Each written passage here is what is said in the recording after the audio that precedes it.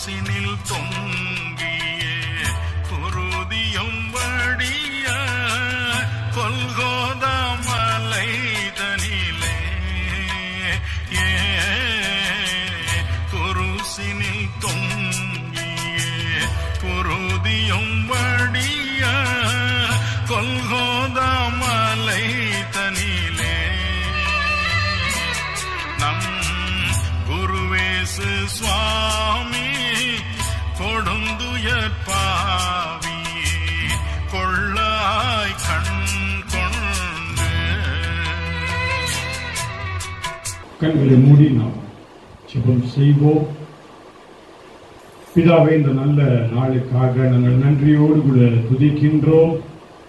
தகப்பனே, இந்த உலகத்திற்குள்ளாக நீர் மனுஷ ரூபம் எடுத்து எங்களுக்காக இந்த உலகத்துல வந்து ஒரு மனிதன் வாழக்கூடிய நிலையிலே நீர் வாழ்ந்து, ஆனால் மனிதனுக்காக ஆண்டவரே உம்மையே தியாகம் கொடுத்து சிலுவையில் அறையப்பட்டு ரத்தம் சிந்தி எங்களுடைய பாவங்களுக்காக நீர் மரித்தீர் என்பதை இந்த நல்ல நாளிலே நினைவு கூறும்படியாக நாங்கள் வந்திருக்கின்றோம்.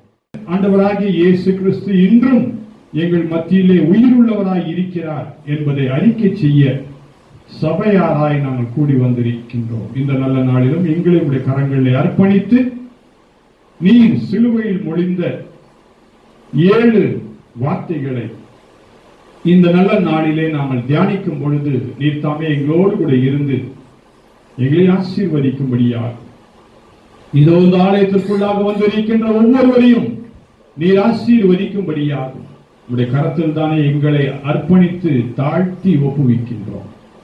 பிதா, குமாரன், தூய ஆவி நாமத்தினாலே ஜெபிக்கின்றோம் எங்கள் நல்ல பிதாவே, ஆமென்.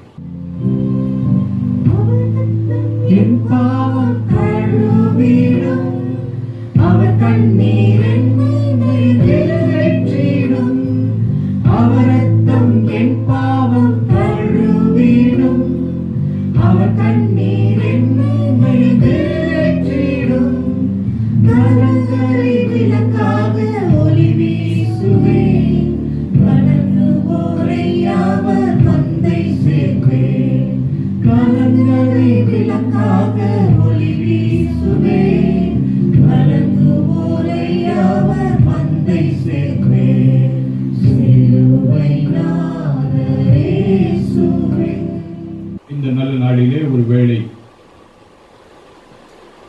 உலகமெங்கும் ஆண்டவராகிய இயேசு கிறிஸ்து சிலுவையிலே அவர் சொன்ன அந்த 7 வார்த்தைகளை தியானிக்கின்ற ஒரு நல்ல நாளாய் இருக்கின்றது. ஒருவேளை ஏன் இதை நாம் நினைவு கூற வேண்டும் என்கின்ற ஒரு பெரிய கேள்வி நமக்குள்ளாக உண்டாயிருக்கலாம். அநேக தெய்வங்கள் இந்த உலகத்திலே உண்டு. அநேக தெய்வங்களை அநேகர் வழிபாட்டிலே இருக்கின்றார்கள். அதை தவறாக என்றைக்கும் நான் சொல்லவே மாட்டேன். ஒவ்வொருவருக்கும் ஒவ்வொரு விதமான தெய்வங்களை அவர்கள் நினைவு கூற வேண்டும் என்று நினைவு கூறுகின்றார்கள், வணங்குகின்றார்கள், ஆராதிக்கின்றார்கள். அது தவறல்ல. ஆனால் ஒரு சிறந்த ஒரு தெய்வம் யார் என்றால் ஆண்டவராகிய இயேசு கிறிஸ்து. ஏன் என்றால் இந்த உலகத்திலே அநேக தேவர்கள் வாழ்ந்தார்கள், மரித்தார்கள். ஆனால் ஒரு மனுஷனுடைய பாவத்திற்காக, மனுஷன் செய்த அக்கிரமத்திற்காக, பாவமே அறியாத, அக்கிரமே அறியாத, ஒரு தீங்கும் செய்யாத இயேசுவானவர் இந்த தீங்கு செய்த மனிதர்களுக்காக தன்னையே தியாகம் செய்து மரித்தார். இதுதான் மிக சிறப்பான ஒரு காரியம். இன்றைக்கு ஒருவேளை நான் யாருக்காவது மரிப்பேன் என்று சொல்லி என் வாயினாலே நான் அறிக்கையிடலாம். உண்மையாகவே நான் செயல்பட முடியாது. நான் யாருக்காகவும் நான் மரிக்க முடியாது. ஒருவேளை திடீரென்று சொல்லி நான் ஒருவேளை என்னுடைய கார்ல போறேன்னு வச்சுக்கிடுங்க. கார்ல போகும் தருவாயிலே திடீரென்று சொல்லி ஒரு விபத்து ஏற்படுகின்றது. விபத்து ஏற்படும் போது நான் என்ன செய்வேன்னா, முதலாவது என்ன காப்பாற்றிக் கொள்ளதான் செய்வேன், முயற்சிப்பேன். என் கூட வர்றவங்களை காப்பாற்றிக் கொள்ள முயற்சிக்கவே மாட்டேன். ஒருவேளை அந்த எண்ணங்கள் எனக்கு இருக்கலாம், அந்த எண்ணம் எனக்கு இருக்கலாம், ஐயோ என் கூட வர்றவங்களை காப்பாற்றணும், அதுக்கு ஏற்ற மாதிரி என்னுடைய வாகனத்தை நான் செலுத்த வேண்டும் என்கின்ற எண்ணம், என்கின்ற வாஞ்சை எனக்குள்ளே இருக்கலாம். ஆனால் அந்த நொடி பொழுதிலே என்னை காப்பாற்றிக் கொள்ளதான் நான் முயற்சி செய்வேன். இது எல்லா விதமான ஒரு மனிதருக்குள்ளே இருக்கக்கூடிய ஒரு சுபாவம். அப்படி இல்லாவிட்டால் மனிதன் தன்னைத்தானே நேசிக்கவில்லை என்பதுதான் அர்த்தம். இதைதான் கொஞ்சம் வித்தியாசமாக ஆண்டவராகிய இயேசு கிறிஸ்து இந்த உலகத்தில் இருக்கும் பொழுது அவர் செய்தார்.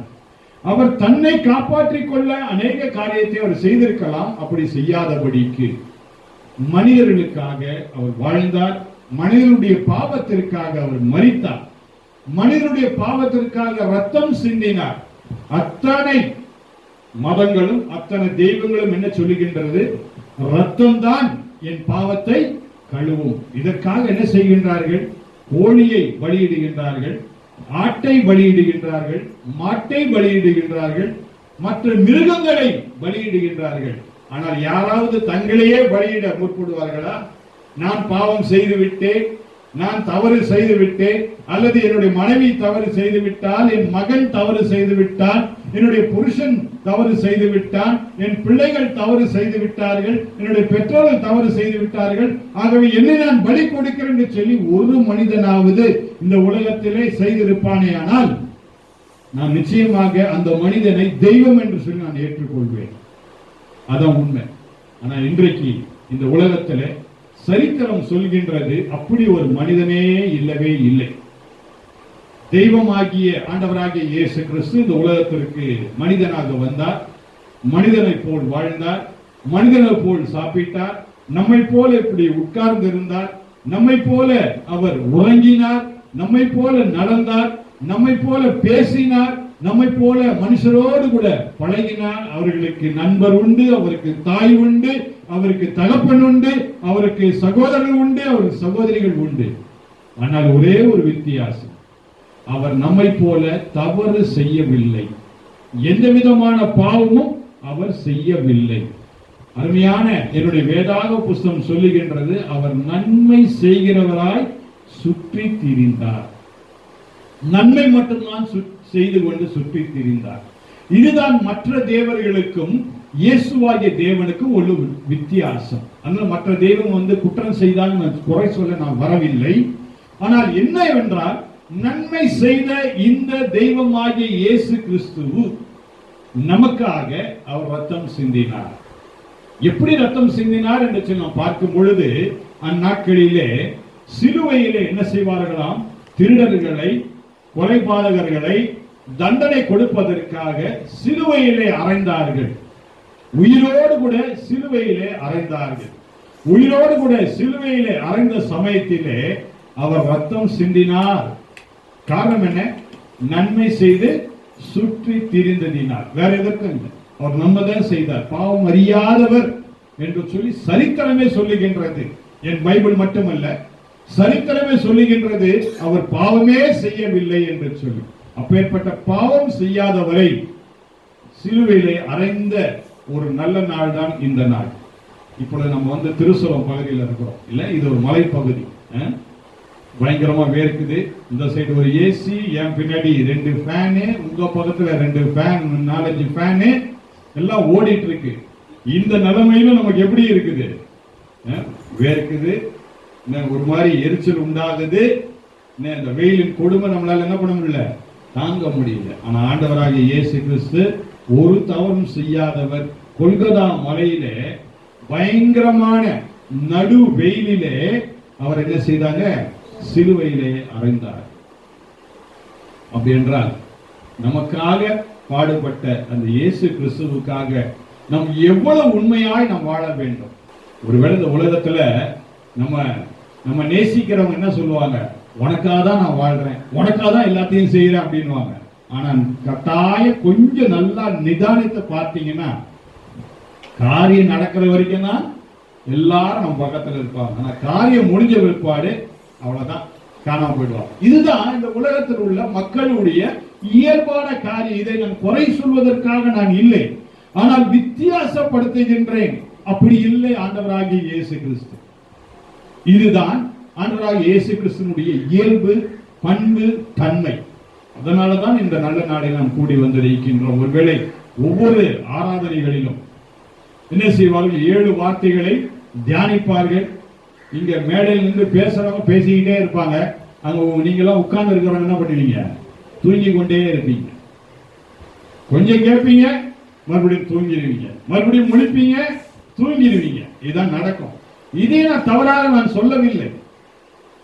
அதற்காக தான் இன்றைக்கு ஒரு சிலரை இங்கு முன்னே அழைத்து உங்களை உட்கார வைத்து இந்த 7 வசனங்களையும் நாம் தியானிக்க போகின்றோம். ஒவ்வொருடைய கருத்துகள் என்ன, இதை குறித்து நீங்கள் என்ன நினைக்கின்றீர்கள் என்று சொல்லி நாம் பகிர்ந்து கொள்ள போகின்றோம். அது நமக்கு மட்டுமல்ல, நம்மோடு கூட வந்திருக்கின்ற அந்த ஆராதனை கலந்து கொண்டிருக்கின்ற ஒவ்வொருவருக்கும் அது மிகவும் பிரயோஜனமான ஒரு காரியமாக அது இருக்கும். ஆகவே ஒரு வித்தியாசமான நிலையில எல்லாரும் இந்த தியானத்தில் ஈடுபட வேண்டும் என்பதற்காக இப்படி ஒரு காரியத்தை செய்யலாம் என்று சொல்லி நான் நினைத்து இந்த காரியங்களை நான் செய்ய முற்பட்டிருக்கின்றேன். ஆகவே இயேசுவானவர் அந்த சிலுவையிலே அவர் மரித்ததும் அல்ல, 3ஆம் நாள் உயிரோடு கூட எழுந்தார். அதுதான் இயேசு கிறிஸ்துவினுடைய சரித்திரம். எந்த தெய்வம் மீண்டுமாய் உயிரோடு கூட எழுந்ததாக சரித்திரம் இல்லை. அப்படி இருக்குமானால் தயவு செய்து எனக்கு சொல்லுங்க. நான் அந்த தெய்வத்தையே நான் நம்புறேன். அந்த தெய்வத்துக்கு நான் வழிபாடு நான் பண்ணுவேன். கட்டாயம் நான் பண்றேன். நான் மாட்டேன்னு சொல்லவே மாட்டேன். நான் உண்மையாக இருக்க விரும்புகின்றேன். எந்த தெய்வமாவது மரித்த பிற்பாடு உயிரோடு கூட எழுந்தது என்று சொன்னால் அதை நான் ஏற்றுக்கொள்ள ஆயத்தமாய் இருக்கின்றேன். வழிபாட பண்ண நான் ஆயத்தமாய் இருக்கின்றேன். இயேசுவானவர் மட்டும்தான் உயிரோடு கூட எழுந்தார். இது ஒன்றுதான் மிக மிக முக்கியமான ஒரு காரியம். ஆகவேதான் இயேசு கிறிஸ்துவை நாம் வழிபடுகின்றோம். சரி, முதலாவது இயேசு கிறிஸ்து அந்த சிலுவை மரத்தில் இருந்து அவருடைய வலது பக்கத்திலே ஒரு கள்ளன், ஒரு திருடன், இடது பக்கத்திலே ஒரு கள்ளன், ஒரு திருடன். அவர்கள் என்ன காரியத்திற்காக அவர்கள் சிலுவையில் அறையப்பட்டார்கள் என்று சொல்லி நமக்கு தெரியாது. ஆனால் கள்வர்கள் என்று சொல்லப்பட்டிருக்கின்ற திருடர்கள், திருடர்கள் மத்தியிலே ஒரு திருடனாக நடுவிலே இவர் அறையப்பட்டிருக்கின்றார். அது மிக பரிதாபத்திற்குரிய ஒரு காரியம். அந்த சமயத்தில் இயேசுவானவர் சொன்ன முதல் வார்த்தை என்னமா? முதல் வார்த்தை என்ன சொல்லுங்க, எல்லாரும் சொல்லுங்க. முதல் வார்த்தை என்ன? பிதாவே, இவர்களுக்கு மன்னியும், தாங்கள் செய்வது இன்னதென்று அறியாதிருக்கிறார்கள். அருமையானவர் ஃபாதர் அமுதன் அவர்கள் இதை குறித்து சும்மா ஒரு 2 நிமிஷம் இந்த வார்த்தைகள் குறித்து நம்மோடு கூட பகிர்ந்து கொள்வார்கள். அன்பிற்குரியவர்களே, பிதாவே இவர்களை மன்னியும், இவர்கள் செய்வது இன்னதென்று அறியாமல் இருக்கிறார்கள் என்று ஆண்டவராகிய இயேசு கிறிஸ்து சிலுவை மரத்திலே தொங்கிக் கொண்டு இருக்கின்ற பொழுது தன்னுடைய வலியையும் பொருட்படுத்தாமல் மன்னிப்பை பற்றி அவர் பேசுகின்றார். இதுதான் முக்கியமான ஒரு காரியமா நம்ம பார்க்கிறோம். சிலுவை மரணம் என்பது ஒரு கொடூரமான மரணம். ரோமையருடைய ஆட்சியில பயங்கரமான ஒரு உச்சகட்ட தண்டனை, நம்ம தூக்கு தண்டனை மாதிரி ரோமையருடைய ஆட்சியில சிலுவையில் அறையப்படுதல் என்பது மிகவும் கொடூரமான தண்டனை. ஆனா நல்லா கவனிங்க, ஆண்டவராகிய இயேசு கிறிஸ்து எந்த தவறுமே செய்யல, எந்த தவறுமே செய்யாம அவரை சிலுவையில் அறைகின்றார்கள். அந்த அளவுக்கு அவர் மேல ஒரு காழ்ப்புணர்ச்சி. நல்லது செஞ்ச மனுஷன், நல்லதை பேசின மனுஷன், நல்லதை சொல்லி தந்த மனுஷனுக்கு அப்படிப்பட்ட ஒரு சிலுவை சாவு. அது ஏன் அப்படின்னு பார்க்கின்ற பொழுது அதற்கு பின்னாடி ஒரு மிகப்பெரிய ஒரு அரசியல் பின்னணி இருப்பதாக நம்முடைய வரலாற்று ஆய்வாளர்கள் சொல்றாங்க. இப்படிப்பட்ட ஒரு மனுஷன் நல்லா இருக்கிறாரு, நல்லா பேசுறாரு, இறையாட்சி பற்றி பேசுறாரு, போதிக்கிறாரு, நிறைய புதுமைகளை செய்கின்றார். இவரை விட்டாக்க இவரு ராஜாவாயிடுவாரு. அந்த சிலுவையிலே அவர் தொங்கிக் கொண்டிருக்கின்ற பொழுது முதலாவதாக அவர் பேசுகின்ற வார்த்தை, பிதாவே இவர்களை மன்னியும், தாங்கள் செய்வது இன்னதென்று அறியாமல் இருக்கின்றார்கள் என்பது அவர் அழகா அவர் ஆண்டவர் இயேசு கிறிஸ்து அந்த மன்னிப்பை பற்றி அந்த இடத்துல பேசுறார். யாருக்கு இந்த மனசு வரும்? நம்மளுக்கு யாருக்காவது மனசு வருமா? நமக்கு எதிராக யாருன்னா செஞ்சுட்டாங்கனாக்க நம்மளால மன்னிக்க முடியுதா? உடனே நம்ம வீட்லயே நம்மளுடைய மனைவி, நம்முடைய கணவர், நம்முடைய பிள்ளைகள் நம்ம உற்சார உறவினர்கள் பக்கத்துல இருக்கிறவங்க சின்னதா ஒரு பேச்சு நம்ம எந்த அளவுக்கு ரியாக்ட் பண்ணுவோம், மன்னிக்கவே மாட்டோம். அத மனசுல வச்சுக்கிட்டு பல நாட்கள் நம்ம பேசாம இருப்போம், பழி வாங்குவோம், என்னென்ன பண்ண முடியுமோ அதெல்லாமே நம்ம பண்றதுக்கு முயற்சி செய்வோம். ஆனால் ஆண்டவராகிய இயேசு கிறிஸ்து இன்றைக்கு நமக்கு அந்த மன்னிப்பை பற்றி தெளிவாக அவருடைய முதல் வார்த்தையாக இருக்கக்கூடிய, அவர் சிலுவையிலே தொங்கிக் கொண்டு இருக்கின்ற பொழுது பேசுகின்ற முதல் வார்த்தையாக இருக்கக்கூடிய இந்த வார்த்தைகள் மூலமாக நம்முடைய மனித குலத்திற்கு மன்னிப்பை அவர் கற்றுத் தருகின்றார். மன்னிப்பு, ஒரு கிறிஸ்துவனாக்க அவனுக்கு மன்னிக்க தெரிந்திருக்கும். கிறிஸ்துவன் சொன்னாலுமே அவன் மன்னிச்சிடுவான்ப்பா, அவன் நல்ல மனுஷன் தான், அப்படிதான் இருந்தது பேரு. ஆனா இப்ப அப்படி கிடையாது. கிறிஸ்தவன் தான் முதல் எதிரி, கிறிஸ்தவன் தான் முதல் எதிரி, கிறிஸ்தவன் தான் முதல் திருடன், கிறிஸ்தவன் தான் எல்லா விஷயத்திலும் பங்கெடுக்கிற மோசமான ஒரு ஆளாக பார்க்கப்படுகிறார். அப்படின்னா என்ன? மன்னிப்பை அவன் பயன்படுத்துவது கிடையாது, அதை அவன் அவனுடைய வாழ்க்கையில பிராக்டிஸ் பண்றது கிடையாது. அப்போ அந்த மன்னிப்பிற்கு உரிய மிகப்பெரிய ஒரு என்ன சொல்றது, ஒரு அடிகலனாக இருக்கக்கூடியது ஆண்டவராகிய இயேசு கிறிஸ்துவுடைய பாடலின் மத்தியிலும் அவர் பேசின அந்த வார்த்தை, பிதாவே இவர்களை மன்னியும், இவங்க செய்யறது என்னன்னு அவங்களுக்கு தெரியல அப்படின்னு சொல்லி அவர் மன்னிப்பை நமக்கு போதிக்கின்றார். ஆக இந்த நேரத்துல நாம ஆண்டவர் இயேசு கிறிஸ்துவை போல மனமுடையவராக இருக்கிறோமா? இந்த கஷ்டமான நேரத்திலும் கூட மன்னிக்கின்ற மனதுடையவர்களாக நாம் இருக்கின்றோமா என்பதை நாம் சிந்தித்து பார்க்க வேண்டும். அந்த சிந்தனையோடு நாம் நம்முடைய கிறிஸ்துவ வாழ்வை ஒவ்வொரு நாளும் தொடர்ந்தோம் என்றால், மன்னிப்பை நம்முடைய வாழ்விலே நாம நமதாக்குவோம் என்றால், கண்டிப்பாக நம்முடைய அன்பானது ஆண்டவர் இயேசு கிறிஸ்து நமக்கு கொடுத்த அந்த அன்பு கட்டளை என்பது மிகவும் அருமையாக மலரும். அந்த அன்பு வாழ்க்கை நமக்கு பல மனிதர்களை நமக்கு சம்பாதித்து கொடுக்கும், பல ஆசீர்வாதங்களை நமக்கு சம்பாதித்து கொடுக்கும், பலவிதமான அழகான ஒரு நிலையான ஒரு வாழ்வை நாம் பற்றி கொள்ளக்கூடிய ஞானத்தை அது நமக்கு பெருக்கி தரும். ஆகவே நம்முடைய வாழ்க்கையில மன்னிப்பை பற்றி ஆழமாக சிந்தித்து, மன்னிப்பை ஒரு வாட்டி ஒரு மன்னிப்பை கொடுத்து பார்ப்போமே, மன்னிப்பு செஞ்சு பார்ப்போமே. இல்ல மன்னிப்பு கேட்கிறவன் ஏதோ சொல்லுவாங்க ஒரு டயலாக், மன்னிக்கிறவன் பெரிய மனுஷன், மன்னிப்பு கேட்கிறவன் பெரிய மனுஷன், அந்த மாதிரி மன்னிப்பை ஒரு தடவை நாம செஞ்சு பார்ப்போம் நம்முடைய வாழ்க்கையில. மன்னித்தால் என்ன ஆகுது? நமக்குள்ளாக மனதிற்குள்ளாக ஒரு ஒரு ஒரு ஒரு அமைதி ஏற்படுகிறது. நமக்கு அந்த பிரஷர் கிடையாது. நம்ம அந்த ஆளை பார்க்கும்பொழுதோ இல்ல அந்த மனுஷால பார்க்கும்பொழுதோ நமக்கு அந்த பிரஷர் இருக்காது. நம்ம மூச்சு திருப்பிட்டு போக மாட்டோம், நம்ம தான் மன்னிச்சிட்டோமே, ஃப்ரீயா இருக்கும். சோ மன்னிப்பு நமக்கு முதலாவதாக தருகின்ற ஒரு முக்கியமான ஒரு விஷயம் என்னன்னாக்கா விடுதலை. அதுதான் ஆண்டவர் இயேசு கிறிஸ்து நமக்கு சொல்லிக்கிறார், மன்னியுங்கள், அப்பொழுதுதான் நீங்க விடுதலை பெறுவீர்கள் என்பதை ஆண்டவர் இயேசு கிறிஸ்து சிலுவையிலே தொங்கிக் கொண்டு இதை நமக்கு இன்றைக்கு காண்பிக்கின்றார். ஜோதிகா, இப்போ இயேசுவானவர் இந்த சிலுவை மரத்திலிருந்து எல்லாரையும் மன்னிக்கும்படியாக சொன்னார் இல்லையா? இதை குறித்து நீ என்ன நினைக்கிற? அவர் செய்தது சரிதானா? குற்றமே செய்யல, ஆனா நமக்கு எதிராக ஒருத்தர் குற்றம் செய்யும் பொழுது, நம்மளை வீணா பழி சொல்லும் பொழுது அவங்கள மன்னிக்க நமக்கு தோணுமா? நீ அதை குறித்து என்னம்மா சொல்றீங்க? உங்க அம்மா உன்னை சில நேரம் திட்டுவாங்க இல்லையா? திட்டும் போது உனக்கு கோபம் வரும். என்ன கோபம் வரும்போது நீ அம்மாவை மறுபடியும் திட்டுவல்ல? ஆமா இல்லையா? அப்போ நம்ம அம்மா தானே, நம்ம அம்மா நம்ம திட்டக்கூடாது, நமக்காக தான் அம்மா கஷ்டப்பட்டு வேலைக்கு போய் நம்மளை படிக்க வைக்கிறாங்க. நம்ம வந்து ஒரு காலேஜில் படிக்கிறோம். அப்போ நம்ம அம்மாவை திட்டக்கூடாது என்ற எண்ணம் ஏன் உனக்கு வரல? எங்க அம்மா தானே, எதுக்கு நானு மன்னிப்பு கேட்கணும் அப்படின்னு நீ நினைக்கிற இல்ல? நல்ல நல்ல ஒரு காரியம் தான். எங்க அம்மா தானே, எங்க அம்மா கிட்ட தான் நான் சண்டை போடுறேன், அது எங்க அம்மா தானே என்ன திட்டுறாங்க, நான் அதுக்கு மன்னிப்பு கேட்கணும். நல்ல காரியம் தான் இது. Very good very good. அம்மா கிட்ட அம்மா, நீங்க உங்க பேர் என்னங்கம்மா? சைலாவா? நீங்க என்ன நினைக்கிறீங்க? மன்னிப்பு இயேசுவானவர் மன்னிப்பு கேட்டாரு எல்லாத்தையும், நீங்க அதை குறித்து என்ன நினைக்கிறீங்க? நீங்க மன்னிப்பு கேட்கணும் ஒரு எளிமை தான். மன்னிப்பு கேட்கறது நல்லதுதான், எல்லாருமே மன்னிக்கணும். ஆண்டவர் அதுக்கு ஆண்டவர் சொல்லிருக்காரு எல்லாத்துக்கும். நீங்க வாங்க, நீங்க வாங்க. அந்த பக்கம் திரும்பி நில்ல, மைக்க கையில வாங்கி அந்த பக்கம் திரும்பி நில்ல, முன்னாடி இங்கே வாங்க, இங்கே வாங்க, அந்த பக்கம் திரும்பி நில்ல, அந்த பக்கம் திரும்பி நில்ல. அம்மா உங்க பேர் என்னம்மா? காமாட்சி. காமாட்சி வந்திருக்கிறாங்க. காமாட்சி அம்மா எப்போ என்ன செய்வாங்கன்னா இந்த மாதிரி குட் ஃப்ரைடே மட்டும்தான் வருவாங்க. எங்களுடைய சபைக்கு குட் ஃப்ரைடேக்கெல்லாம் வந்துடுவாங்க. என்னன்னா அவங்களுக்கு ஒரு நம்பிக்கை, இயேசுவானவர் என் பாவத்திற்காக மரித்திருக்கிறார், என் பாவத்துக்காக அவர் நிச்சயமாக மரித்திருக்கார் சொல்லி காமாட்சி அம்மாவுக்கு தெரியும். இயேசுவானவர் இந்த சிலுவை மரத்துல பிதாவே இவர்களுக்கு மன்னியும் சொன்னார்மா. இந்த மன்னிப்பை குறித்து நீங்க என்ன நினைக்கிறீங்க?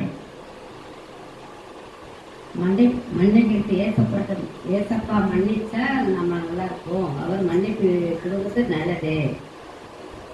அதுல நாம என்ன செய்யணும்? நம்ம மன்னிக்கணும். அதே போல நம்ம மன்னிக்கணும். அவர் என்ன சொன்னாரோ அதே போல நம்ம மன்னிச்சா நம்ம நல்லா இருக்கும். நாம மன்னித்தா நம்ம நல்லா இருக்கும். உலகத்துல நம்ம சந்தோஷமா சமாதானமா வாழ முடியும். அப்படித்தானே? ரொம்ப நன்றிமா.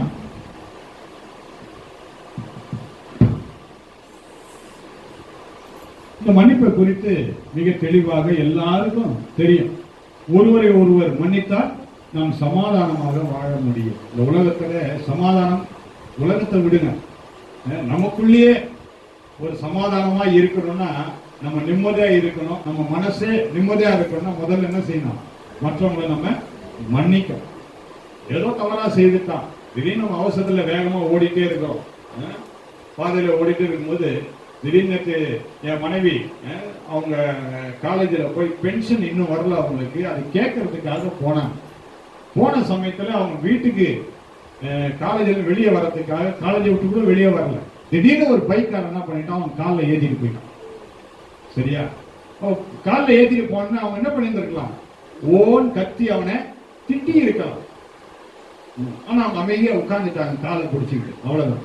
அந்த பைக்காரன் அவனும் என்ன பண்ணல, நின்று ஒரு வார்த்தை நின்று என்ன பண்ணல, மன்னிச்சுங்க நான் தெரியாம உங்க கால ஏத்தில நான் உங்களுக்கு ஏதாவது உதவி செய்யணுமான்னு கேட்டிருக்கலாம்.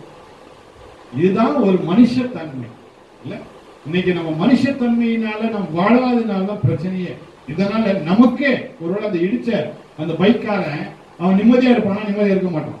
அவனுக்குள்ள ஒரு குற்ற உணர்ச்சி இருந்து கொண்டே இருக்கும். ஐயோ தெரியாம நம்ம அவங்களை ஏத்திட்டு வந்துட்டோம், அவங்க காலில் ஏத்திட்டோம், ஒருவேளை அவங்களை பின் தொடர்ந்து வருவாங்களா, அதை நம்ம வண்டி நம்பரை நோட் பண்ணிருப்பாங்களா, இல்ல அடுத்த முறை திருப்பி அந்த ஒயன்சே காலேஜில் நம்ம போக முடியுமா, அல்லது அவங்க ஏதோ போலீஸ் ரிப்போர்ட் கொடுப்பாங்களான்ற நிம்மதி இல்லாம அவன் இருப்பான்.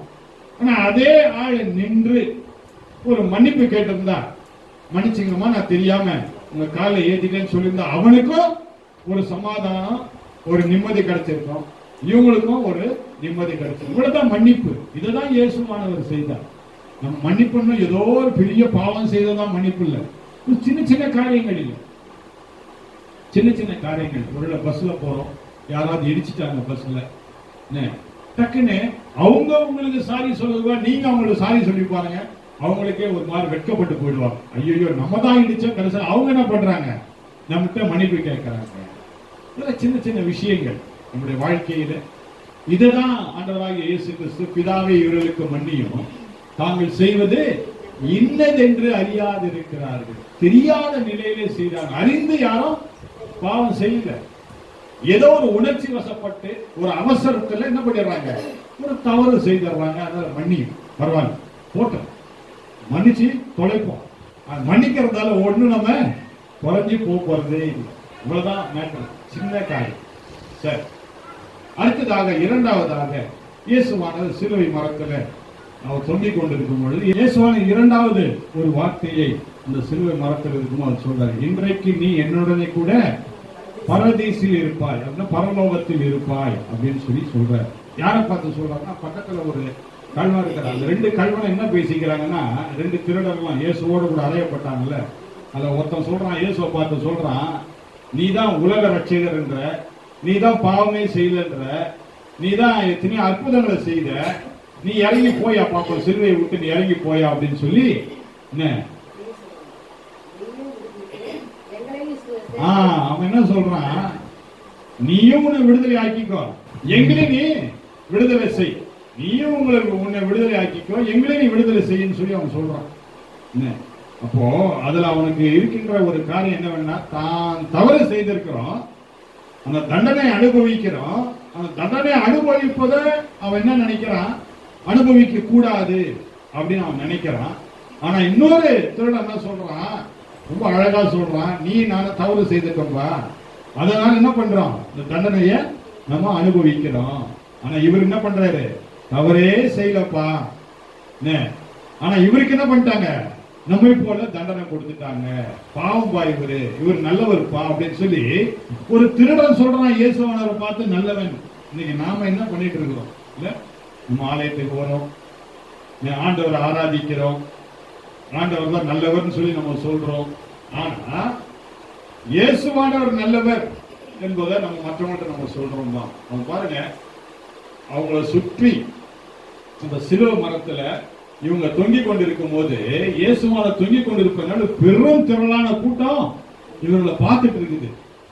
அடுத்தது அந்த திருடன் பயங்கரமான வேதனை, அந்த வேதனை மத்தியில் அவன் என்ன பண்றான், அவர் நல்லவர்ப்பா, ஒரு பாவம் அறியாதவர் அப்படின்னு சொல்றான். இன்னைக்கு நம்ம பிரச்சனை வந்தவங்க நம்ம என்ன பண்றோம், உடனே ஐயோ இந்த ஆண்டவருக்கு கண்ணு இல்லையா, நான் படுற கஷ்டம் தெரியலையா, இன்னும் இப்படி என்ன கொடுமைப்படுத்துறாரு, நான் ஒழுங்கா ஆராதனைக்கு போறேன், நான் உபவாசம் இருக்கிறேன், நான் இரவெல்லாம் ஜெபிக்கிறேன், நான் பைபிள் வாசிக்கிறேன், ஆனா எனக்கு ஏன் இப்படி கொடுமைப்படுத்துறேன், எனக்கு ஏன் இந்த வியாதி, இப்படி எல்லாம் என்ன பண்றோம் நம்ம ஆண்டவரை சொல்றோம். ஆனா அந்த கொடுமையான வெயிலில அந்த சிலுவை மரத்துல அவர் இருக்கும் பொழுது கூட அந்த அருமையான அந்த திருடன் அவன் சொன்ன ஒரு வார்த்தை, இவர் நல்லவர், இவர் ஒரு பாவம் அறியாதவர் அப்படின்னு சொல்லிட்டு இன்னொரு வார்த்தை என்ன சொல்றான், ஆண்டவரே நீங்க பரலோகத்துக்கு போகும்போது என்ன நினைச்சுக்குங்க அப்படின்றோம், நினைவில் கொள்ளுங்க அப்படிங்கிறான். என்னை கூட்டு போக நாம் சொல்லவே இல்லை. நல்லா கவனிங்க, நாம என்ன செய்வோம், ஆண்டவரே என் பாவத்தை மன்னிங்க, நானும் பரலோகத்துக்கு வந்துடணும் அப்படின்னு நம்ம சொல்லுவோம். இது நம்முடைய தன்னலமான பேச்சு, தன்னல பேச்சு. அவ்வளவு அக்கிரமம் பண்ணிருப்போம், அவ்வளவு நம் மனுஷருக்கெல்லாம் வேதனையை கொடுத்திருப்போம், நம்ம கூட இருக்கிறவங்க அத்தனை பேருக்கும் பயங்கரமான பிரச்சனையை நம்ம கொடுத்திருப்போம். ஆனா ஆண்டவர்கிட்ட போனோம் என்ன பண்ணுவோம், பாவ மன்னிப்பு கேட்டுருவோம், ஆண்டவரே நான் மன்னிச்சிருங்க, என்னை எப்படியாவது பரலோகத்துக்கு கூட்டு போங்க. ஆனா இந்த திருடன் கொஞ்சம் வித்தியாசமானவனா இருந்தான். என்ன சொல்றான் இயேசு கிட்ட, நீங்க பரலோகத்துக்கு போகும்போது என்ன நினைவு கூறுங்க போதும், அவ்வளவுதான், என்னை நினைவு கூர்ந்தாலே போதும் ஆண்டவரே. என்ன ஒரு நல்ல ஒரு தன்மை பாருங்க. இன்றைக்கு நாம அப்படின்னு சொல்லக்கூடியவர்களா நாம் இருக்க வேண்டாம். அப்போ ஆண்டவர் அவனை பார்த்து என்ன சொல்றாரு, இன்றைக்கு நீ என்னுடனே கூட பரலோகத்தில் இருப்பாய், என்னுடனே கூட நீ பரலோகத்தில் இருப்பாய் அப்படின்னு சொல்லி ஆண்டவராக இயேசு கிறிஸ்து சொல்லுகிறார். ஒண்ணு இல்லைங்க, ஆண்டவர் என்ன சொல்றாரு, கொஞ்சத்துல நீ உண்மையா இருந்தா, பெரிய நீ உண்மையா இருக்கணும், நீ ரொம்ப பரிசுத்தமா இருக்கணும் ஆண்டவர் கேட்கவே இல்லை. உங்ககிட்ட அந்த காரியத்தை கேட்கவில்லைன்னா அந்த உலகத்தில் நீ வாழும் பொழுது நீ பரிசுத்தமா நீ வாழவே முடியாது. நீ பரிசுத்தமா வாழ்ற நீ சொன்னாலே நீ பொய் பேசுறன்னு அர்த்தம், நீ பொய் பேசுறன்னு அர்த்தம். நான் ரொம்ப உண்மையா இருக்கிறேன் அப்படின்னு நீ சொல்லிட்டேன்னா பொய் பேசுறன்னு அர்த்தம். ஆண்டவர் சொல்றது வார்த்தை என்னன்னா, கொஞ்சத்துல பா நீ உண்மையா இரு. இன்னொரு வார்த்தையும் சொல்ற, கடுகளவு விசுவாசம் இருந்தா போதுன்ற. கடுகு இவ்வளோண்டா இருக்குல்ல, நம்ம கையில கூட நம்ம பிடிக்க முடியாது. ஒரே ஒரு கடுகை கையில பிடிச்சு பாருங்க முடியாது. ஒரு 4-5 கடுகு வேணா கையில பிடிக்கலாம், ஒரே ஒரு கடுகை கையில பிடிக்கிறது கஷ்டம். ஆனா ஆண்டவர் என்ன சொல்றாரு, இந்த கடுகளவு விசுவாசம் இருந்தாலே போதும்பா, மலையை பார்த்து பேர்ந்து போன்னு சொன்னா பேர்ந்து போயிடும். அப்ப ஆண்டவர் கொடுக்கின்றது உதாரணங்கள் எல்லாம் வித்தியாசமானவை. அவன் நினைவுதான் கூர்ந்தான், உடனே என்ன சொல்லிட்டாரு, இன்றைக்கு நீ என்னுடனே கூட பரலோகத்தில் இருப்பா. இன்னைக்கு ஆண்டவரை நினைவு கூர்ந்து நம்ம வந்திருக்கோம், ஆண்டவரை நினைவு கூர்ந்து நம்ம வந்திருக்கணும், ஆண்டவரை நேசித்து இந்த ஆலயத்துக்குள்ள நம்ம வந்திருக்கணும் இல்ல. அதனால நம்ம எல்லாம் எங்கதான் போவோம், பரலோகத்தில் கட்டாமல் நாம் போவோம். இது நிச்சயம். இந்த நிச்சயம் நமக்குள்ள என்ன இருக்கணும், கடுகளவு போல விசுவாசம் நமக்குள்ளே இருக்க வேண்டும். அதான் முக்கியம். நான் நிச்சயம் பரலோகத்துக்கு போவேன். சிலரை பார்த்து நீ பரலோகத்துக்கு போவியான்னு கேட்டா போவேன் அப்படின்னு ரொம்ப சிந்தித்து யோசனையோடு கூட சொல்லுவார். நான் கட்டாயம் போவேன் என்ற நிச்சயம் நமக்கு இருக்குமான கட்டாயம் போயிடுவோம். மூன்றாவது ஒரு வார்த்தையை அந்த சிலுவை மரத்தில் இயேசுவானவர் சொல்லுவதை நாம் பார்க்கின்றோம். என்ன வார்த்தை அது? இயேசுவானவர் இப்போ சிலுவை மரத்தில் இருக்கிறாரு, அவங்க தாய் அங்க நிக்கிறாங்க.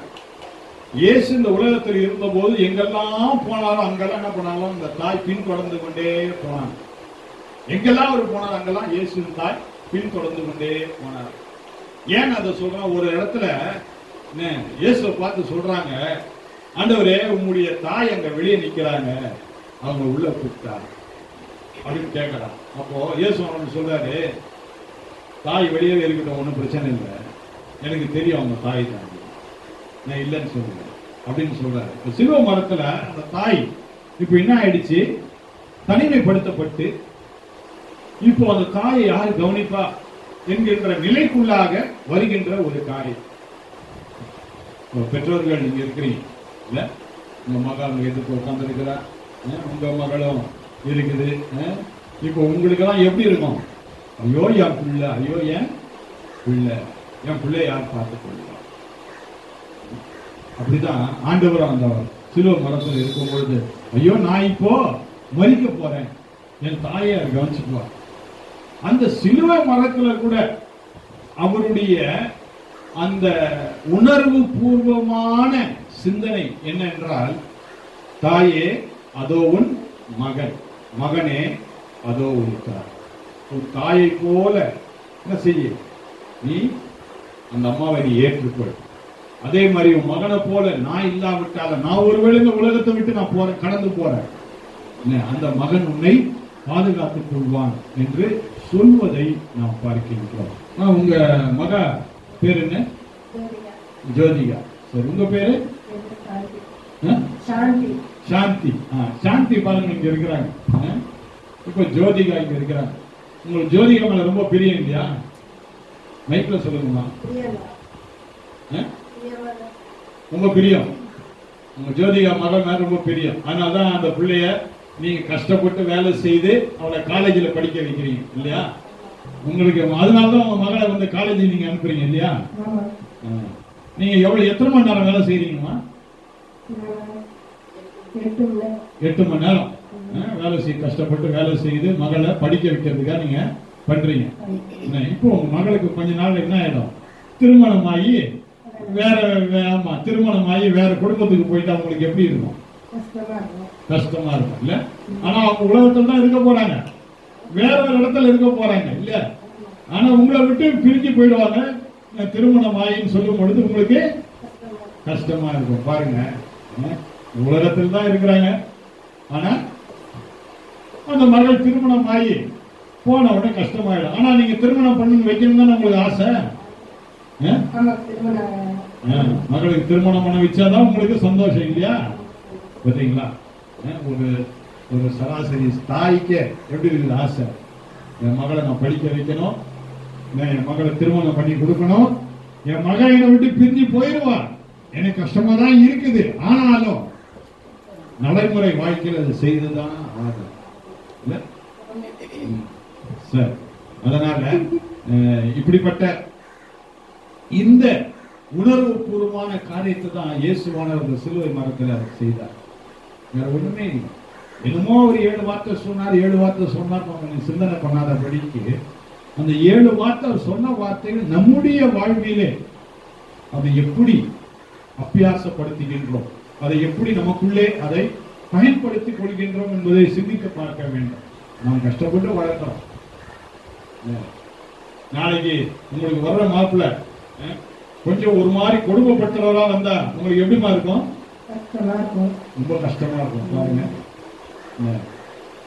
நீங்க சொல்றதெல்லாம் ஜோதிகா செய்யறாளா? செய்ய மாட்டா. ஆனாலும் ஜோதிகா மேல உங்களுக்கு பாசமா இருக்குது. பாருங்க, ஜோதிகா நான் சொல்றவங்க செய்யாட்டாலும் ஜோதிகா மேல எனக்கு பாசம் அப்படின்றாங்க. பாருங்க, இதுதான் அன்பு. இதுதான் இயேசுவானவர் சிலுவை மரத்தில் அவர் என்ன பண்றாரு? அவர் காண்பிக்கின்றார். மகனே அதோ உன் தாய், தாயே அதோ உன் மகன் என்று சொல்லி மிக அழகாக அந்த பாச உணர்வை, ஒரு குடும்பத்திற்கு இருக்கக்கூடிய அந்த பாச உணர்வை வெளிப்படுத்துகின்ற ஆண்டவர். ஆகவே அந்த ஆண்டவர் எவ்வளவு நல்ல ஆண்டவர் என்பதை நாம் உணர்ந்து கொள்ள வேண்டும். 4வதாக அந்த இயேசுவானவர் அந்த சிலுவை மரத்தில் சொன்ன வார்த்தை என்னவென்றால் என்று சொல்லி நாம் பார்ப்போம். 4வதாக நாம் பார்க்கின்றோம், என் கடவுளே, என் கடவுளே, ஏன் என்னை கைவிட்டீர், ஏன் என்னை கைவிட்டீர் என்று சொல்லி சொல்வதை நாம் பார்க்கின்றோம் இல்லையா? என் தேவனே ஏன் என்னை கைவிட்டீர் என்று சொல்வதை நாம் பார்க்கிறோம். அப்போ அடிக்கடி இந்த வார்த்தை நாம் பல தடவை நம்ம சொல்லியிருக்கோம் இல்ல? பிரச்சனைகள் ஊடே, வியாதிகள் ஊடே, சில நேரம் பண பிரச்சனை வரும் பொழுது, சில நேரம் நம்ம பிள்ளைகளுக்கு திருமணம் ஆகாத காலகட்டத்திலே அல்ல பிள்ளைகளுக்கு வேலை கிடைக்காத காலகட்டத்தில் நாம் என்ன சொல்லுவோம்? ஏன் தேவன் என்னை கைவிட்டீரு, ஏன் என்னை கைவிட்டீரு, நான் எவ்வளவு உமக்காக உண்மையா நான் இருக்கிற, ஏன் என்னை கைவிட்டு? இந்த மனித தன்மை இதுதான் அந்த ஆண்டவராகிய இயேசு கிறிஸ்து சிலுவையிலே அவர் தொங்கிக் கொண்டிருக்கும் பொழுது அவர் வெளிப்படுத்துகின்றார். மனித தன்மை, என் தேவனே ஏன் என்னை கைவிட்டு? அவ்வளவு பாடுகள், அவ்வளவு வேதனைகள், முள்ளால் தலையில அப்படியே அடிச்சு உங்க ரத்தம் வந்துகிட்டே இருக்கு. ஒண்ணு இல்ல, எனக்கு வேர்க்கும் போது நான் என்ன பண்றேன், கை வச்சு அப்படி தொடச்சுக்கிறேன். ஆனா அவருடைய கை என்ன பண்றீங்க, ஆணிகளால் அடிக்கப்பட்டிருக்குது. கையை எடுத்து என்ன பண்ண முடியாது, தொடைக்கவும் முடியாது. அந்த ரத்தம் அப்படியே அந்த கண்ணு மேலெல்லாம் அப்படியே ஒளிவிட்டே இருந்தது. அடுத்தது வெயிலின் கொடுமை, அப்படியே அந்த வேர்வை, சில நேரம் அந்த வேர்வை தண்ணி நம்ம கண்ணில் பட்டுச்சுன்னா கண்ணு எரியும். கவனிச்சிருக்கீங்களா நீங்க? கண்ணே எரியும். அப்போ அவர் வெயில்ல இருக்கிறாரு. வெயில்ல இருக்கும் போது அந்த வேர்வை தண்ணி அந்த கண்ணில் பட்டு ரத்தத்தோடு கூட வந்திருக்கும். கொடுமை, பயங்கரமான வேதனை. இந்த வேதனை மத்தியில இன்னொரு பக்கம் ஒருத்தர் என்ன பண்றான், ஈட்டில குத்துறான் இடுப்புல, அந்த பக்கம் ரத்தம், காலில் ஆணி பாய்ந்து அதுவுடைய ரத்தம் ஒரு சின்ன முள்ளு குத்துனவனே நமக்கு எவ்வளவு வலிக்குது.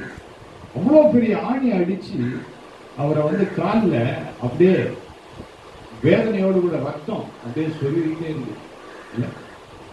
இவைகள்லாம் எவ்வளவு வேதனையா இருந்திருக்கும். அந்த வேதனை மத்தியில் தான் அவர் என்ன சொல்றாரு, என் தேவனே ஏன் என்னை கைவிட்டீர், கடவுளே என்னை ஏன் கைவிட்டீர்னு சொல்லி கதறுவதை நான் பார்க்கிறேன். மனித தன்மை. அவர் கடவுளாக இருந்த பொழுதிலும், அவர் ஒரு தெய்வமாக இருந்த பொழுதிலும், மனிதனுடைய தன்மையை அவர் ஏற்றுக்கொண்டபடியினால் அந்த சஞ்சலத்தின் பாதையில் அவர் என்ன பண்றாரு, அவரு வேதனையோடு கூட ஐயோ கடவுளே என்னை கைவிட்டீரே அப்படின்னு சொல்லி அந்த ஏக்கத்தோடு கூட அவர் பேசுவதை நான் பார்த்தேன். அஞ்சாவதாக சிலுவை மரத்தில் இயேசுவானவர் சொன்ன வார்த்தைகள் என்ன என்று சொல்லி நான் பார்க்கும்பொழுது, இப்போ இத்தனை வேதனை மத்தியில நம்ம கூட இங்க உட்கார்ந்துருக்கிறோம். மிஞ்சி போனா இப்போ ஒரு 3/4 மணி நேரம் தான் உட்கார்ந்துருக்கோம். அதுக்குள்ள நமக்கு என்ன இருக்கும், இப்போ வெயிலின் கொடுமையினால நமக்கு ஏதாவது குடிச்சா நல்லா இருக்கும். இப்பவே 2 பேர் குடிச்சுட்டாங்க, உட்கார்ந்துருக்கும் போது தண்ணி குடிச்சிட்டாங்க. உட்கார்ந்து இருக்கும் போது, நிழல்ல உட்கார்ந்து இருக்கும் போது, பேனை கீழே உட்கார்ந்து இருக்கும் போது என்ன பண்றாங்க, தண்ணி குடிக்கிறாங்க. அப்போ அந்த வெயில்ல, பயங்கரமான வெயில்ல, கொடுமை படுத்தப்பட்டு இருக்கின்ற அந்த நிலையில அவர் என்ன சொல்றாரு, தாகமாய் இருக்கிறேன் அப்படின்னு சொல்றாரு. கொஞ்சம் சிந்திச்சு பார்க்கணும். தாகமா இருந்தா நம்ம என்ன பண்ணுவோம், உடனே தண்ணி குடிப்போம். இல்ல இப்போ வெளியே போயிட்டே இருக்கிறோம், திடீர்னு நம்ம என்ன செய்வோம், எங்கேயாவது ஜூஸ் குடிக்கலாம்,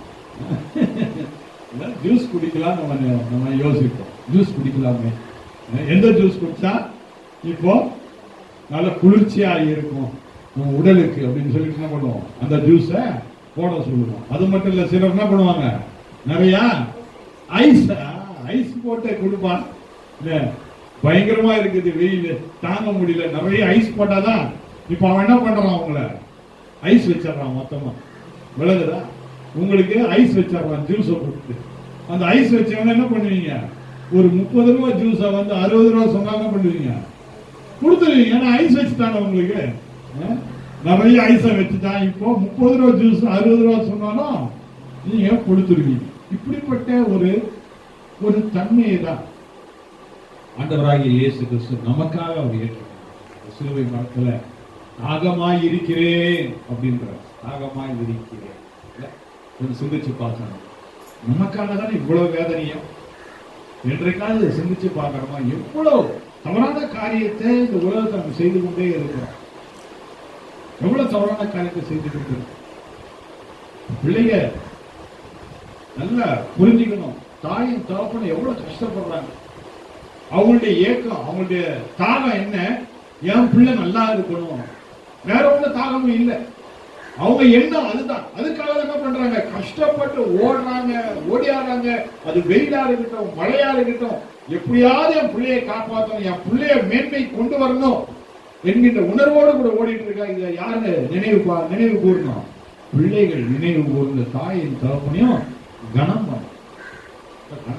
இதுதான் ஆண்டவராகிய இயேசு கிறிஸ்து செய்தார் என்று சொல்லி நாம் பார்க்கின்றோம். அவர் தாகமாய் இருக்கிறேன் என்று சொல்லும் பொழுது அவருடைய தாகம் அந்த வேதனைக்குள்ள மட்டுமல்ல, நாம நல்லா இருக்கணும் என்கின்ற உணர்வோடு கூட தான் அவர் தன்னையே தியாகமாக கொடுத்து நான் தாகமாய் இருக்கிறேன் என்று சொல்லி அவர் சொல்வதை நாம் பார்க்கின்றோம். ஆறாவதாக இயேசுவனர் வழிமொழிந்த அந்த வார்த்தை என்ன என்று சொல்லி நாம் பார்த்தோம்.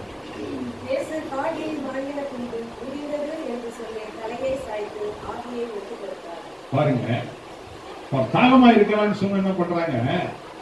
அந்த காலத்துல என்ன பண்ணுவாங்கன்னா காடி என்னன்னு சொல்லி விளக்கமா சொல்லுங்க. நீங்க சிலுவையில தொங்கிக்கிட்டு இருக்கும் பொழுது சப்போஸ் அந்த சிலுவையில இருக்கக்கூடிய அந்த குற்றவாளி தாகமா இருக்குது அப்படின்னு சொல்லிட்டு ஏதாவது தண்ணி கேட்டாங்கன்னாக்கா ஒரு காடி, அந்த ஈட்டி இருக்கு இல்லைங்களா, ஈட்டி, அந்த ஈட்டில ஒரு பஞ்சை வந்து அதுல குத்தி தண்ணியில நனைச்சு அவங்க கிட்ட எடுத்துட்டு போயிட்டு சும்மா உதட்டுல இப்படி வைப்பாங்க. அவ்வளவுதான். அதை வந்து அவனால வந்து, ஏன்னா நாக்கு வந்து அவங்க நாக்கால அதை சுவைத்து சாப்பிடுற அளவுக்கு அவங்களுக்கு சக்தி இருக்காது. எப்படிப்பட்ட அந்த சிலுவை மரம் எப்படி இருக்குனாக்கா, அந்த மரம் மிகவும் மோசமான ஒரு மரத்துல தான் வந்து அந்த சிலுவையை செய்வான். அந்த மரம் என்ன, அதனுடைய மரத்துடைய நேச்சர் என்னன்னாக்கா, அந்த மரத்துல மனிதனுடைய உடம்போ காயப்பட்டு இருக்கிற மனித உடம்பு அதில் பட்டுச்சுனாக்கா அதை அப்படியே சக் பண்ணிக்கணும். அப்படியே அட்டாச் ஆகிடும். கம் போட்டு ஓட்டின மாதிரி அட்டாச் ஆகிடும். அந்த மரம் வந்து அந்த ரத்தத்தெல்லாம் அப்படியே உறிஞ்சும் பொழுது ஒரு மனுஷனுடைய உடம்புல என்னென்ன நடக்கும்? ரத்தம் வெளியே போகும்பொழுது என்னென்ன நடக்கும்? மயக்கமா இருக்கும். என்ன பண்றதுனே தெரியாம ஒரு சுச்சுவேஷன் இருக்கும். பயங்கரமான வலி. அந்த கொஞ்சம் கேப் விட்டு நம்ம எழுந்திருக்கலாம் அப்படின்னு ட்ரை பண்ணா கூட அந்த மரத்தை விட்டு வரவே முடியாதுங்களா. அப்படிப்பட்ட ஒரு மரத்துல ஆண்டவராகிய இயேசு கிறிஸ்து தொங்கிட்டு இருக்கும்போது தாகமா இருக்குதுன்னு கேட்கிறார். நம்ம மற்ற கல்வர்களும் கேட்கும்போது ஒரு ஈட்டில ஒரு பஞ்சை வந்து அதுல சுருகி தண்ணியில தொட்டு உதட்டு மேல லைட்டா வைப்பாங்க. சும்மா ஒரு சாட்டிஸ்பாக்சன், அவ்வளவுதான். ஸோ ஆண்டவர் கேட்டாரு. ஆனா அவருக்கு கசப்பான இதை கொடுத்தாங்க அப்படின்னு தான் நம்ம வந்து வாசிக்கிறோம். ஸோ அப்படியே அன்பிற்குரியவர்களே, ஆண்டவராகிய இயேசு கிறிஸ்து எல்லா சூழ்நிலையுமே கைவிடப்பட்டவராகத்தான் இருந்தார். அந்த நிலையில யூஸ்வலா என்ன நடக்கும்னாக்கா, தாகமா இருக்கிறது, தண்ணியை கொடுங்க, அதுக்கு முன்னாடி என்ன நடக்கும்னாக்கா, கல்லவர்கள் யூஸ்வலா அந்த சிலுவையில அறையப்பட்ட பின்பு அப்படிப்பட்ட கெட்ட வார்த்தைகளால திட்டுவாங்களாம். அம்மாவை திட்டுவாங்களாம், அவங்களுடைய உறவினர்களை திட்டுவாங்களாம், அந்த சமுதாயத்தை திட்டுவாங்களாம், பழித்துரைப்பாங்களாம், அவங்க பிறந்த நாளை வந்து சபிப்பாங்களாம்.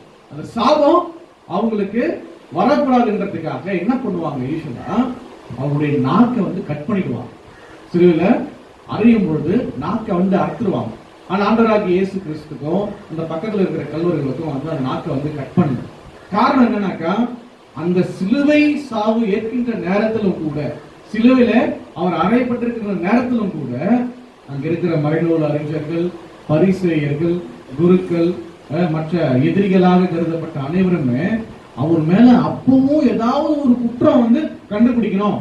அப்படியாவது அவன் வந்து ஆண்டவர் இயேசுக்கு ஆண்டவரா கடவுளை வந்து தூசிக்கிறானா பார்ப்போம், எல்லாரும் பழிக்கிறான், சோ இதே நம்ம பழியா சொல்லி இதுக்காக தான் நாங்க சிலுவையில ஆரம்பிச்சோம் அப்படின்னு கொஞ்சம் பகிரங்கமா நம்ம வந்து சாட்சியை வந்து மேம்படுத்திக்கலாம் அப்படின்னு அந்த ஒரு காரணத்துக்காக இந்த கல்வர்களையும் கூட அரைஞ்சி, ஏன்னா அப்பதான் கான்வர்சேஷன் வரும், அவங்களுக்குள்ள ஒரு விவாதம் வரும், திட்டுவாங்க, இப்படிலாம் ஒரு அரசியல் பின்னணி இருக்குது.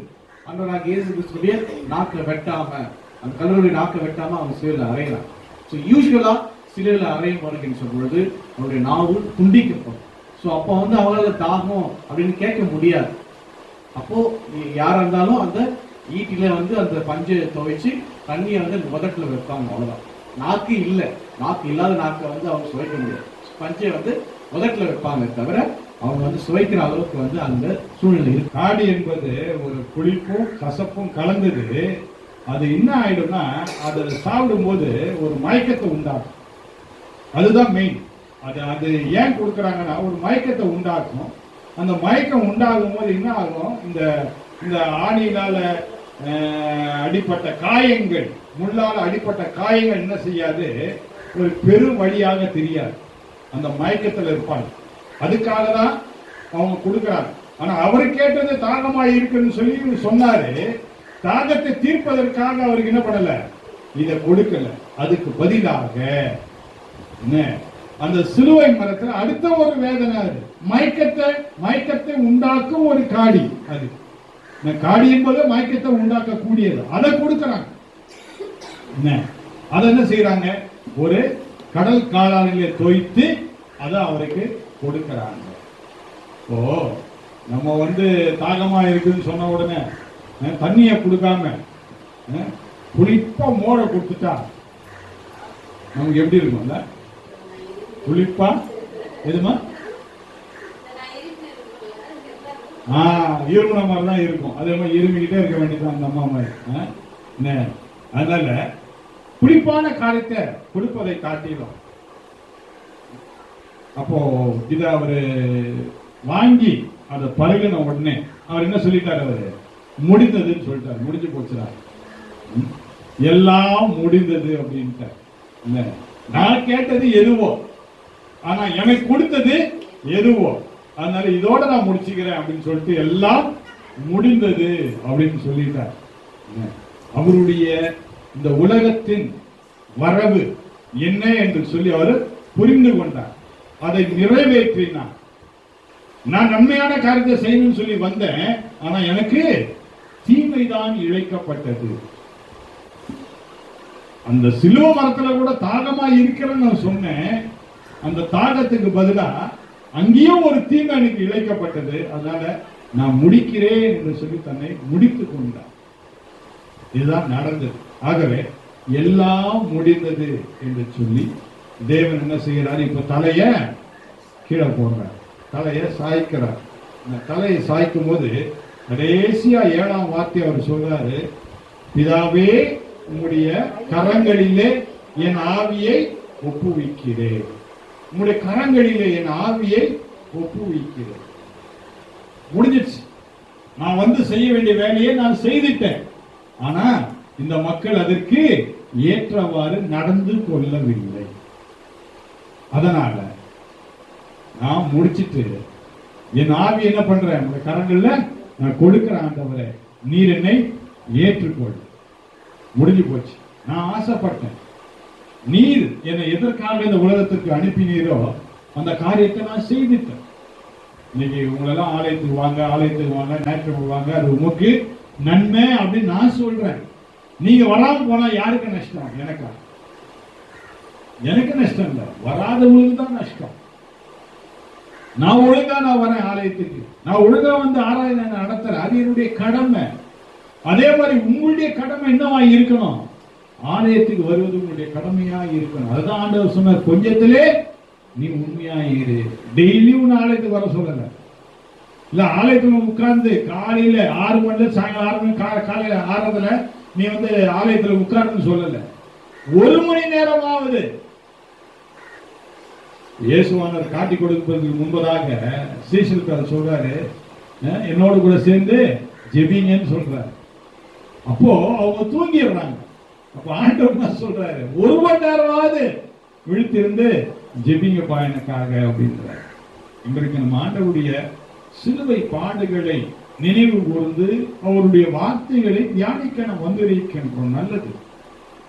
ஆனா இதே மாதிரி ஒவ்வொரு ஞாயிற்றுக்கிழமையும் வந்து ஆண்டவரை நினைவு கூர்ந்து 1 மணி நேரம் ஆண்டவருடைய பாதத்தில் உட்கார்ந்தா அது நமக்கு மிகுந்த ஆசீர்வாதத்தை நம்முடைய வாழ்வில மட்டும் இல்ல, நம்முடைய குடும்ப வாழ்வில நம்முடைய பிள்ளைகளுக்கு அது ஆசீர்வாதம், நம்முடைய முழு குடும்பத்தாருக்கு அது ஆசீர்வாதம்.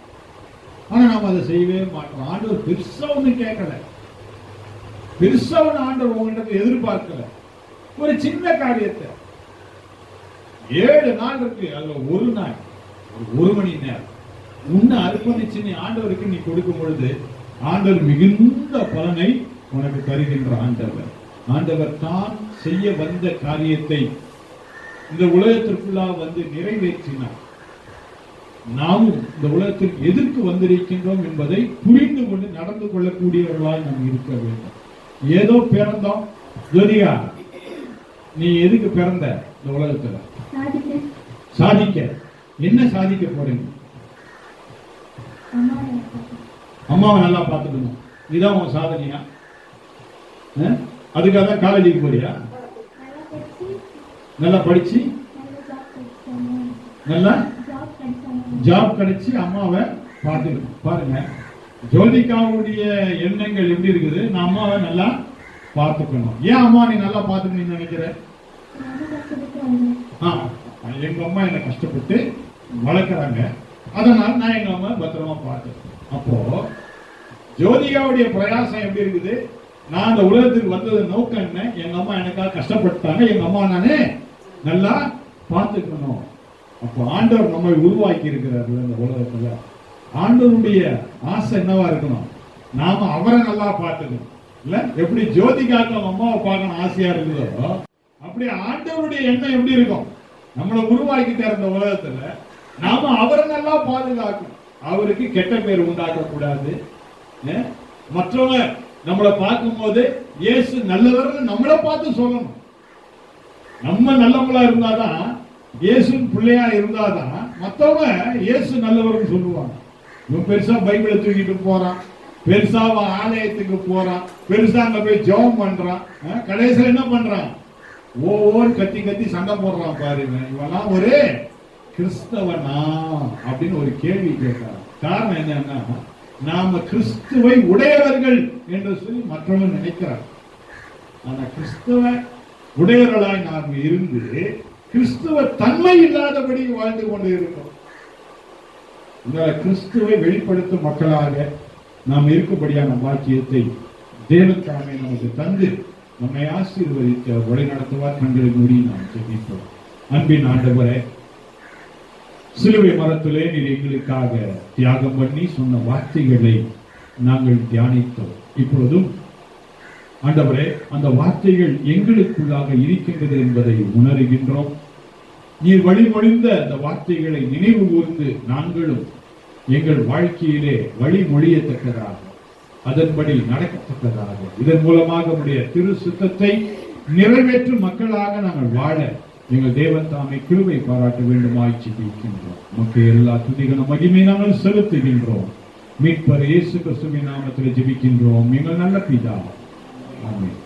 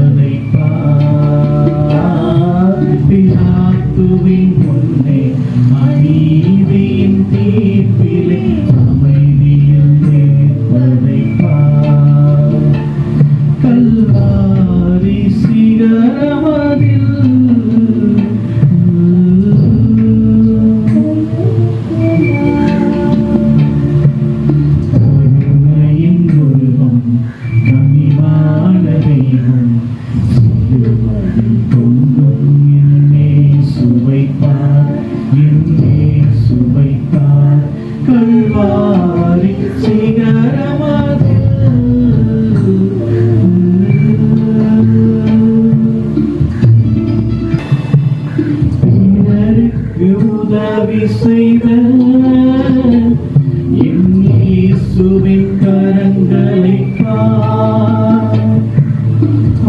ஆணிகள் துளைத்திடவே ஆண்டவர் துடிப்பதை அயனானை மன்னித்து தந்தையின் கரங்களில் ஆவியை துறப்பதை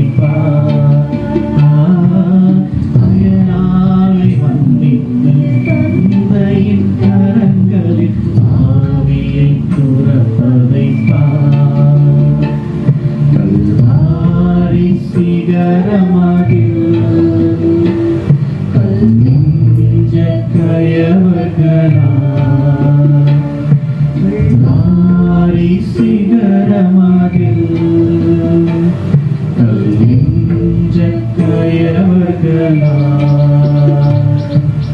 நமதாண்டவராகிய இயேசு கிறிஸ்துவின் கிருபையும் பிதாவாகிய தேவனுடைய அன்பும் பரிசுத்தாவியின் ஐக்கியமும் சமாதானம் நமக்காக தம்முடைய இரத்தத்தையே சிந்தி நம்மை மீட்கும் பொருளாக நம்முடைய பாவத்திற்காக மரித்த மீண்டும் உயிரோடு கூட எழுந்து நம்மோடு கூட வாழக்கூடிய இந்த ஆண்டவராகிய இயேசு கிறிஸ்துவின் நாமத்திலே ஜெபிக்கின்றோம் எங்கள் நல்ல பிதாவே. ஆமென்.